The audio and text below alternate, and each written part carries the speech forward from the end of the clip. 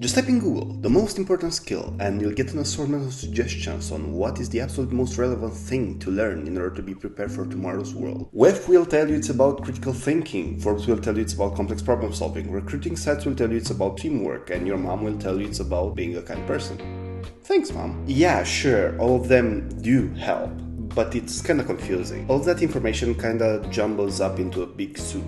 And some of them do overlap, but not all of them. Nobody really agrees on what the most important skill to have actually is. And if I were you, I'd feel really frustrated about it. Everybody's got their own version of what's the most important thing. But I'm here to give you a little bit of a shift in perspective and give you my 2 cents. I'm here to give you the one most important skill to have, the one without which nothing else can really be implemented. This one skill is the base on which absolutely everything, all other skills are built, no matter whether they are hard skills or soft skills, completely new skills, or just perfecting an old skill. I'm here to tell you that the most important skill to have is learning. I know what you're thinking. Yeah, well, that was full of shit.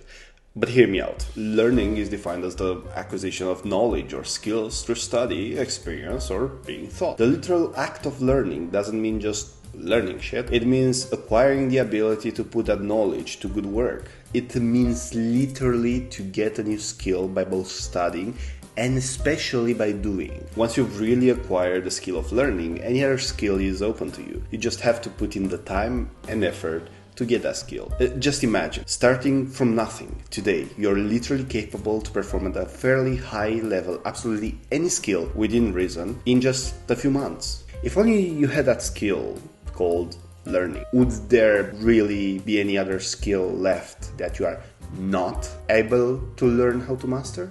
Well, that's a cool thought. But how do we really learn to learn? Well, to give you a very actionable example, you want to learn, for example, video editing. You've got seriously no clue what to do and where to even begin. Well, that's exactly your first place to begin. Set aside time to learn from others where to start on your journey of video editing. Take a few minutes or hours and read a few articles. It's not too early to take notes along your journey. How much time did you spend on that? Did you actually learn something while you were researching, or were you just entertained by funny pixels on a screen? What was the outcome of your time spent researching? What's the next actionable step for you from the position of viewing the landscape of how to edit? After an hour or two of online research, you might come across a few subjects like the layout of the menus, hotkeys, jump cuts, and video effects, and you'll likely feel overwhelmed. And now it's a very important moment on your journey where you have to no longer look at the top of the mountain at this idea of mastering editing, but rather just right in front of you and focus on the very next actionable step. Don't bother with all of the menus or the fact that there are 27 panels for color grading. Focus strictly on the basics, and within the basics, on the very next thing. Do you understand how to do cuts? The kind of cuts that there are. When a cut would be better than another cut. Don't be ashamed by your failures. Be proud of them. They're your greatest teachers. From the actions you took and the work you did, you'll get the most out of your learning. Obviously, apply some common sense. Don't do brain surgery by trial and error, but do fail, because through failure, you really learn. And to be honest, failing to fail is the only failure. Once you've mastered the cuts you focus on for a week straight, what did you learn from it? Don't just do the activity, but rather tell yourself what you learned along the way.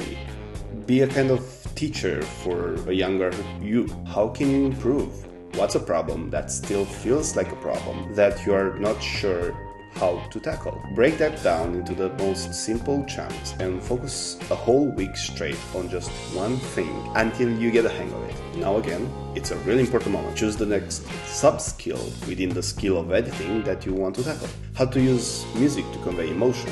How to use sound effects to keep people engaged. What not to do, which is also just as important as what you do. Keep repeating this cycle and don't really stop. No, really. Don't stop learning your skill.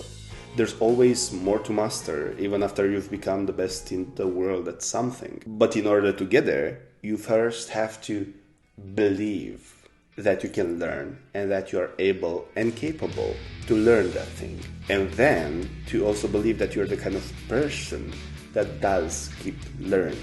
You see, an action which is not backed by belief is merely a mechanical step-by-step process.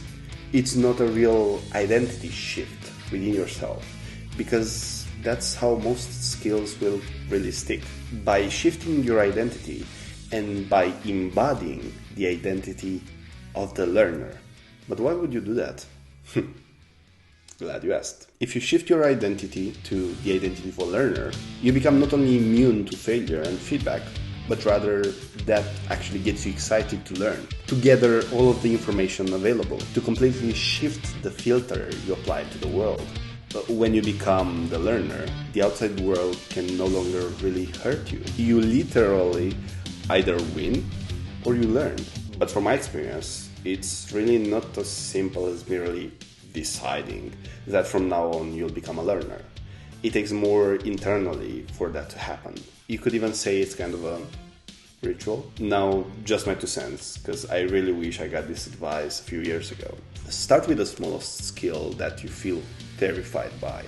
That one skill that isn't really rocket science, but you've also never really got to master or tackle successfully. For me, as ridiculous as it may sound, it was the Rubik's Cube.